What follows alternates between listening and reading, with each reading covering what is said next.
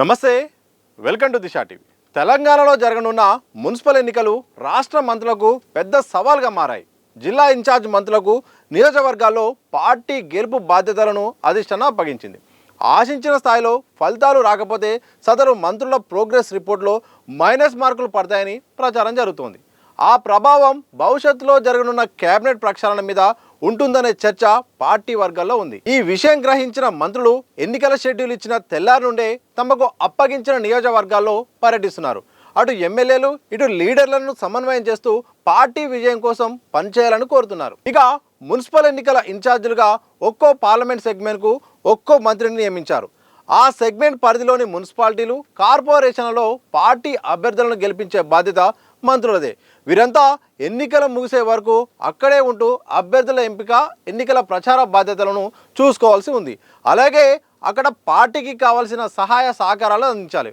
ఓ రకంగా ఆ పార్లమెంట్ నియోజకవర్గంలోని మున్సిపాలిటీలు, కార్పొరేషన్ల గెలుపోటములకు మంత్రులదే బాధ్యత వహించాల్సి ఉంటుంది.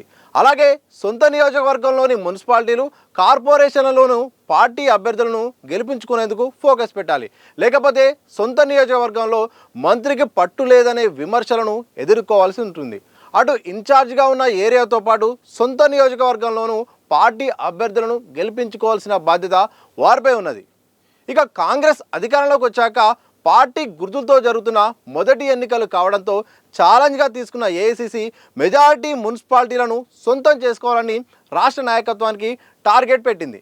అందుకోసం మంత్రులకు ఇన్ఛార్జ్ బాధ్యతలు అప్పగించినట్టు తెలుస్తున్నది. ఈ ఎన్నికలు మంత్రుల పనితీరుకు నిదర్శనమని, ఆశించిన స్థాయిలో ఫలితాలు రాకపోతే చర్యలు ఉంటాయనే చర్చ పార్టీ వర్గాల్లో నడుస్తుంది. ఒకవేళ ఫలితాలు తలకిందులైనా ఆయా మంత్రుల ప్రోగ్రెస్ రిపోర్ట్లో మైనస్ మార్కులు పడతాయని ప్రచారం జరుగుతున్నది. కేవలం మైనస్ మార్కులు పడితే పర్వాలేదు, కానీ ఏకంగా ఉన్న మంత్రి పదవి పోవడమో లేక శాఖల మారవడమో ఇలాంటి అవకాశం ఉంటుందన్న చర్చ జరుగుతుంది. అందుకే మంత్రులు రోజులో ఎక్కువ టైం తమకు అప్పగించిన నియోజకవర్గాల్లోని మున్సిపాలిటీలపై ఫోకస్ పెట్టినట్టు తెలుస్తోంది. ఇక మున్సిపల్ ఎన్నికల వేళ కాంగ్రెస్ పార్టీలో వలస ఎమ్మెల్యేలు, కంటెస్ట్ చేసిన ఓడిపోయిన లీడర్ల మధ్య పంచాయతీ తారాస్థాయికి చేరింది. పోటాపోటీగా తమ అనుచరులను బరిలోకి దింపిన ఇరు వర్గాలు తమకే బీఫామ్ ఇవ్వాలంటూ పట్టుబడుతున్నాయి. తమకు ఛాన్స్ ఇవ్వకపోతే మాత్రం బరిలో కొనసాగుతామని జగిత్యాల, గద్వాల, స్టేషన్ గన్పూర్, చేవెళ్ళ, బాన్సువాడ నియోజకవర్గాల్లో అల్టిమేటం జారీ చేశారు. ఆ సెగ్మెంట్లో ఏ వర్గానికి ప్రయారిటీ ఇవ్వాలో, ఎవరిని పక్కన పెట్టాలో తెలియక ఇన్ఛార్జ్ మంత్రులు తలలు పట్టుకుంటున్నారు. కొన్ని సెగ్మెంట్ల పంచాయతీ నేరుగా సీఎం రేవంత్ రెడ్డి దృష్టికి వెళ్లడంతో ఆయన నచ్చజెప్పే ప్రయత్నాలు చేసినట్టు తెలిసింది. సర్వేల ఆధారంగానే గెలుపు అవకాశాలున్న వ్యక్తులకు టికెట్లు ఇవ్వాలని పార్టీ నిర్ణయం తీసుకుంది. కానీ మొదటి నుండి పార్టీలో ఉన్న వ్యక్తులకు కాదని వలస వచ్చిన వారికి టికెట్లు ఇస్తే సహించమని కాంగ్రెస్ లీడర్లు స్పష్టం చేస్తుండగా వలస ఎమ్మెల్యేల సన్నిహితులు సైతం అంతే స్థాయిలో సవాలు విసురుతున్నారు. తమతో పాటు పార్టీలోకి వచ్చిన వ్యక్తులకు టికెట్లు ఇవ్వకపోతే ఊరుకోమని, అవసరమైతే రెబల్గా పోటీ చేసి తమ సత్తా చూపిస్తామని సవాలు విసురుతున్నారు. ఈ ఎన్నికలు పోటీ చేసి ఓడిపోయిన నేతలు ఇటు వలస ఎమ్మెల్యేల రాజకీయ భవిష్యత్తుకు నాంది పలకనున్నాయి. తమ అనుచరులకు తక్కువ టికెట్లు దక్కితే పార్టీలో తమకు ప్రాధాన్యత లేదనే సంకేతాలు వెళ్లడంతో పాటు రానున్న అసెంబ్లీ ఎన్నికల్లో టికెట్ రాదనే ఒక ఆందోళనలో పరస్పరం పోటీలు పడుతున్నారు. గద్వాల నియోజకవర్గంలో ఎమ్మెల్యే కృష్ణమోహన్ రెడ్డి అన్ని టికెట్లు తమకే ఇవ్వాలని పట్టుబడుతుండగా సగం టికెట్లు తమ అనుచరులకు ఇవ్వాలని సెగ్మెంట్ ఇన్ఛార్జ్ సరిత డిమాండ్ చేస్తున్నారు. దీంతో సీఎం నేరుగా ఇరువురికి ఫోన్ చేసి సర్ది చెప్పినట్టు సమాచారం.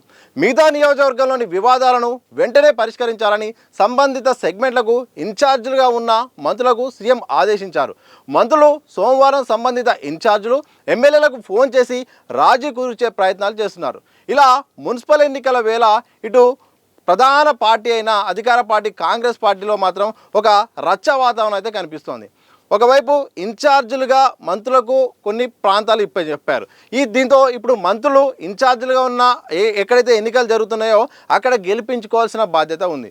దాంతోపాటు తమ సొంత నియోజకవర్గాల్లో జరుగుతున్న ఎన్నికల్లోనూ గెలవాలి. అంటే రెంటికి చెడిన రేవడి, అంటే రెండు ఒక రకంగా ఇటు అటు రెండు ఎన్నికలు ఉన్నాయి. సొంత నియోజకవర్గంలో గెలిపించుకోవాలి, అలాగే ఎక్కడైతే ఇన్ఛార్జిగా బాధ్యత ఇచ్చారో అక్కడ కూడా గెలిపించుకోవాల్సిన బాధ్యత కూడా మంత్రులపై ఉన్నది. దీంతో ఎన్నికల్లో నెగిటివ్ ఫలితాలు ఫలితాలు వస్తే మాత్రం అది మంత్రి పదవికి గండం వచ్చే అవకాశం ఉన్నట్టయితే మాత్రం సీఎంఓ వర్గాల నుండి సమాచారం అయితే వస్తుంది. అధిష్టానం మొత్తానికైతే మాత్రం ఎన్నికల్ని సీరియస్గా తీసుకుంది. ఎట్టి పరిస్థితుల్లోనూ మెజారిటీ స్థానాలు అయితే మాత్రం అధికార పార్టీ కాంగ్రెస్ కైవసం చేసుకోవాలి, తద్వారా వచ్చే ఎన్నికల్లో కూడా వరుసగా సత్తా చాటాలని టార్గెట్ పెట్టింది. దీంతో పీసీసీ సీరియస్ తీసుకొని ఇప్పటికే ఇన్ఛార్జ్ మంత్రులు నియమించింది. పార్లమెంట్ వారిగా కూడా మొత్తం మంత్రులకు కూడా అవకాశాలు కల్పించింది. దీంతో ఇటు మంత్రులకు ఒక పెద్ద టాస్క్గా మారిపోయింది. గెలిపించుకోవాలి, సొంత నియోజకవర్గం గెలిపించుకోవాలి, లేకపోతే మాత్రం శాఖల మార్పునే ఉండే అవకాశం ఉంది. ఎన్నికల ఫలితాలు అటు ఇటు వచ్చినా అనుకున్నంత స్థానాల్లో గెలవలేకపోయినా ప్రతిపక్షాలకు ఎక్కువ కూడా అవకాశాలు ఇచ్చినా ఆయా సంబంధిత మంత్రులకైతే మాత్రం మైనస్ మార్కులు పడే అవకాశం ఉందట.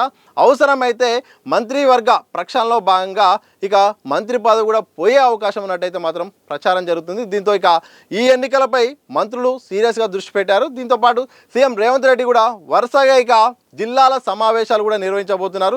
స్పీడ్గా జిల్లాల వారీగా కూడా సమావేశాలు నిర్వహించి ఇటు సభలతో మొత్తం కూడా ప్రచార వ్యూహాన్ని అయితే మాత్రం రచించబోతున్నారు.